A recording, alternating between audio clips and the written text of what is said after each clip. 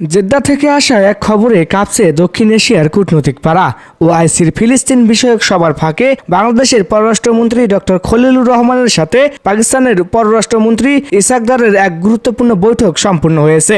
এই বৈঠকে কেবল ফিলিস্তিন ইস্যু নয়, বরং উঠে এসেছে দ্বিপাক্ষিক সম্পর্কের এক নতুন রোডম্যাপ। পাকিস্তানের প্রধানমন্ত্রী শেহবাজ শরীফ প্রধানমন্ত্রী তারেক রহমানকে অভিনন্দন জানিয়েছেন এবং জরুরি ভিত্তিতে ঢাকা সফরের ইচ্ছা পোষণ করেছেন। পাকিস্তান ও বাংলাদেশের এই নতুন ডিপ্লোম্যাটিক কেমিস্ট্রি কি নরেন্দ্র মোদীর জন্য নতুন কোনো চ্যালেঞ্জ? কেন দিল্লি এই সমঝোতা নিয়ে এতটা উদ্বিগ্ন? জেদ্দার সেই রুদ্ধশ্বাস বৈঠকের আদ্যপান্ত নিয়ে আমাদের আজকের বিশেষ প্রতিবেদন।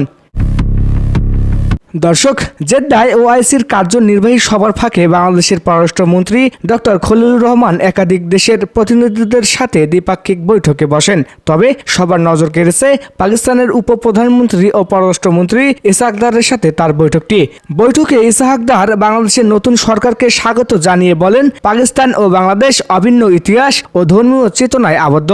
তিনি বিশেষভাবে প্রধানমন্ত্রী তারেক রহমানকে অভিনন্দন জানান এবং জানান যে প্রধানমন্ত্রী শেহবাজ শরীফ খুব শীঘ্রই ঢাকা সফরে আসতে আগ্রহী। পাশাপাশি ফিলিস্তিন ও রোহিঙ্গা ইস্যুতে বাংলাদেশের অনড় অবস্থানের ভূয়সী প্রশংসা করে পাকিস্তান। এই কূটনৈতিক তৎপরতা ইঙ্গিত দিচ্ছে যে দীর্ঘ ১.৫ দশক পর ঢাকা ইসলামাবাদ সম্পর্ক এখন এক অনন্য উচ্চতায় পৌঁছাতে যাচ্ছে।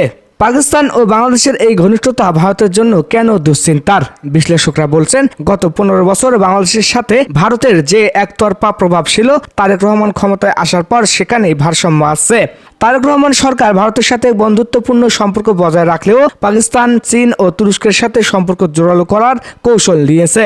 শেহবাজ শরীফের ঢাকা সফর যদি সফল হয়, তবে দক্ষিণ এশিয়ায় আঞ্চলিক সহযোগিতায় ভারতের আধিপত্য চ্যালেঞ্জের মুখে পড়বে।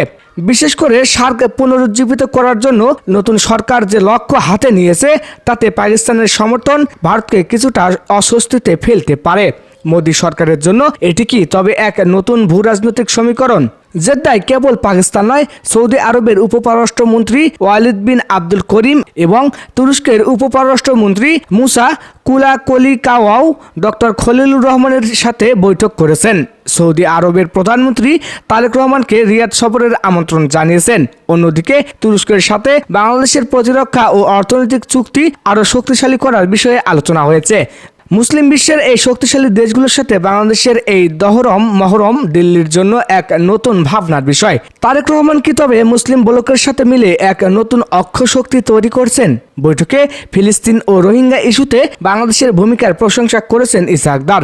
২০২৬ সালের জাতিসংঘ সাধারণ পরিষদের ৮১তম অধিবেশনে বাংলাদেশের সভাপতি পদের প্রার্থিতার প্রতিও পূর্ণ সমর্থন দিয়েছে আরব ও ইসলামিক দেশগুলো। এটি প্রমাণ করে যে তারেক রহমানের সরকার আন্তর্জাতিক কূটনীতিতে অত্যন্ত সফলভাবে পা রাখছে। তো দর্শক, তারেক রহমানের এই ভারসাম্যপূর্ণ কূটনীতি কি ভারতকে নতুন করে ভাবতে বাধ্য করবে? শেহবাজ শরীফের ঢাকা সফর কি দুই দেশের সম্পর্কে নতুন প্রাণের সঞ্চার করবে? আপনার কি মনে হয়, পাকিস্তানের সাথে এই ঘনিষ্ঠতা কি বাংলাদেশের জন্য কতটা ইতিবাচক? আপনার মূল্যবান মতামত জানিয়ে দিন ভিডিওর কমেন্ট বক্সে। জেদ্দা বৈঠক এবং নতুন সরকারের প্রতিটি আন্তর্জাতিক আপডেট সবার আগে পেতে আমাদের চ্যানেলটি সাবস্ক্রাইব করে সাথেই থাকুন। ধন্যবাদ।